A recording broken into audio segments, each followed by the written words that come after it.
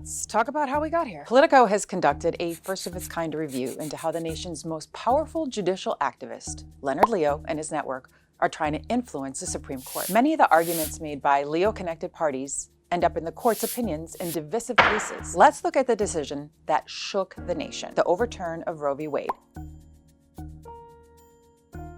In that majority opinion, the Supreme Court said abortion was a crime as far back as the 13th century. But a lot of historians disagree. Justice Alito's conclusion runs contrary to what most, I think, are all serious academic historians have concluded.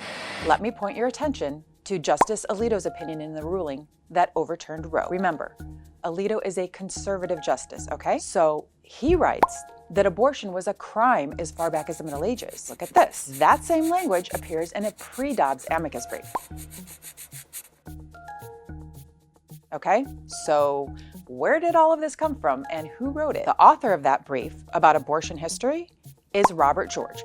He's a Princeton professor and expert of jurisprudence. Notably, he's not a history professor, which got me thinking, why him? Turns out, George is not only a prominent conservative legal voice, he is good friends with Leonard Leo. That's the judicial activist you should know if you don't already. Leo is commonly referred to as the architect of the Supreme Court's conservative majority, and it's but one example of the exceedingly small circle of religious activists trying to influence the court. By the way, George strongly disputes the historians. He cites a forerunner to the encyclopedia dating to the 1200s, which states human life begins at 42 days in the womb. But his sources are a leading scholar of Christian ethics and a law professor who the historians call an anti-abortion activist. Over the last decade, Leo's empire of nonprofit groups has dropped hundreds of millions of dollars to get these specific conservative justices on the bench. Now, here's what I found. Leo and his network are also either directly or indirectly connected to at least 70% of the 259 amicus briefs submitted on behalf of conservatives across 7